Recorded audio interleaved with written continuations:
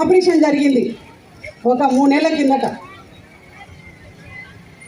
ఆ ఆపరేషన్ చిన్న ఆపరేషన్ జరిగితే ఈ ఊర్లో మన శత్రువులు వాళ్ళని నోటితో బంధువులని చెప్పుకోవడానికి కూడా మనకి సిగ్గేస్తూ ఉంటుంది.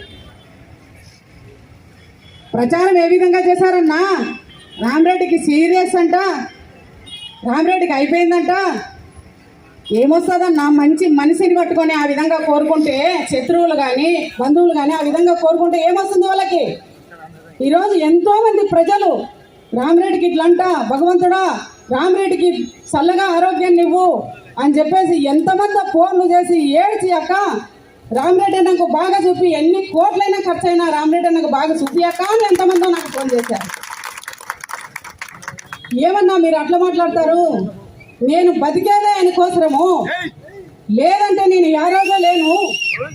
కాడ్సాన్ రామరెడ్డి కోసమే నేను బతుకుతా ఉన్నాను, ఖచ్చితంగా నిన్ను నడిపించుకొని బనగానపల్లికి తీసుకొస్తానని చెప్పేసి ఒక వారం రోజులు ఉండండి, యూరైన్ పైప్ అట్లే ఉంది, పైపు తీసిన తర్వాత మన ఊరికి వెళ్దాము అన్నాను. అంటే బనగానపల్లిలో నియోజకవర్గంలో అందరూ ఏమేమో అనుకుంటా ఉన్నారు, వాళ్ళకు మనం ఆ అవకాశం ఇవ్వకూడదు. నాకేం బాగుంది, మనం వెళ్దాం, ఒకసారి వాళ్ళకి కనపడేసి మళ్ళీ నేను తిరిగి వస్తాను, వచ్చి మళ్ళీ ఒక వారం రోజులు ఉండి మనం ఆ పైపు తీపించుకొని మళ్ళీ వెళ్దామని చెప్పేసి వచ్చి మీకు అందరికీ పైపు అట్లా పెట్టుకొని వచ్చి కనపడిపోయాడన్న ప్రజలందరికీ. ఆయన ధనము, ఆయన ఆస్తి ఏదన్నా ఉంటే ప్రజలే నన్ను గుర్తు చేస్తూ ఉండ. దైవ సాక్షిగా చెప్తా ఉన్నానన్న, కాడ్సాన్ రామరెడ్డి గారికి ప్రజలే ఆస్తి, ప్రజలే అన్నదమ్ములు, ఈరోజు ప్రజలే తన కుటుంబము, నాకు ఎవ్వరు లేరని కూడా మీకు అందరికీ దయచేసి తెలియజేస్తూ ఉండ.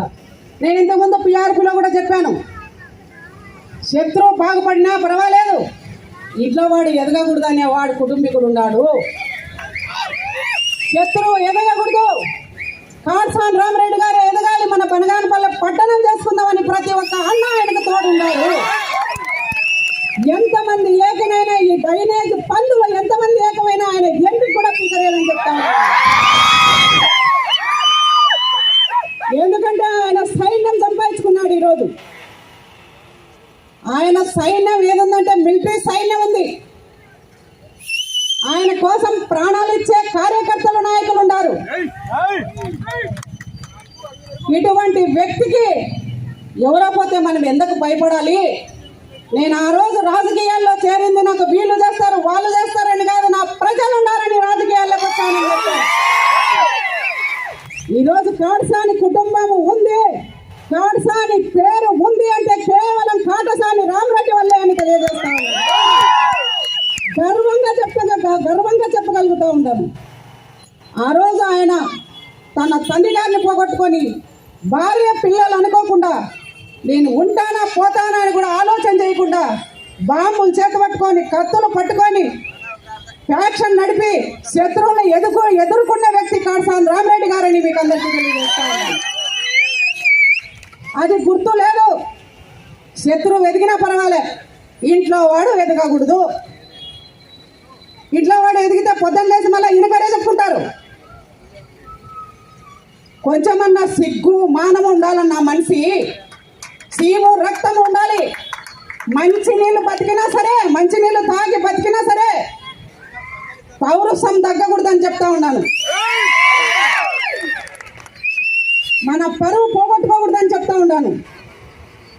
చిన్న చిన్న ఆలోచనలు చేస్తూ సీబుద్ధులు పెట్టుకొని నీచ రాజకీయాలు చేస్తూ ఈరోజు ప్రజలే చీకొట్టేట్లా వాళ్ళు తెచ్చుకున్నారని కూడా వాళ్ళందరికీ తెలియజేస్తా ఉన్నాను.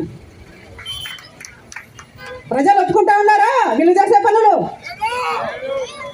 మన ధ్యేయం ఒకటే, మనము రేపు 17వ తారీఖు ప్రజలందరితో ఓట్లు వేపించుకోవాలి, భారీ మెజార్టీ బనగానపల్లి తెచ్చుకోవాలి. అంత 100 కాడ్సాన్ రామరెడ్డితో మనం డెవలప్మెంట్ చేసుకోవాలని ప్రతి